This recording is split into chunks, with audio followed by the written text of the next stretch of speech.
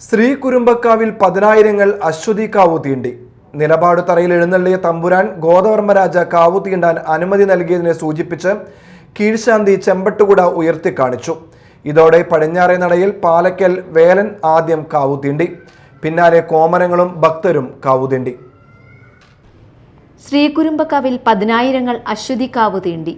അശ്വതി നാളിൽ രാവിലെ ക്ഷേത്രാധികാരിയായ വലിയ തമ്പുരാൻ കുഞ്ഞുണ്ണി രാജ പല്ലക്കിൽ ബലിപ്പുരയിൽ എത്തിയതോടെയാണ് ചടങ്ങുകൾക്ക് തുടക്കമായത്. ഭഗവതിക്ക് ചികിത്സ വിധിക്കുന്ന പാലക്കൽ വേലൻ ദേവിദാസൻ പടിഞ്ഞാറേ നടയിൽ പീഠമിട്ടിരുന്നു. കുന്നത്തുമഠം പരമേശ്വരനുണ്ണി അടികൾ, മഠത്തിൽ മഠം രവീന്ദ്രനാഥനടികൾ എന്നിവർ ചേർന്നാണ് പൂജകൾ നിർവഹിച്ചത്. പുതിയ പൂജാപാത്രങ്ങൾ ഉപയോഗിച്ച് കരിക്കിൻ വെള്ളം ചേർത്ത് മഞ്ഞൾപ്പൊടി കുഴമ്പ് രൂപത്തിലാക്കി തൃച്ചന്ദനമാക്കി ഭഗവതിക്ക് ആറാടി. പൂജകൾ പൂർത്തിയാക്കി അടികൾമാരും തമ്പുരാൻ ഗോദവർമ്മ രാജ, ക്ഷേത്രം തന്ത്രി താമരശ്ശേരി മേക്കാട്ടുമന ശങ്കരൻ നമ്പൂതിരിപ്പാടും മറ്റ് പരിവാരങ്ങളും കിഴക്കേ നടയിലൂടെ പുറത്തിറങ്ങി.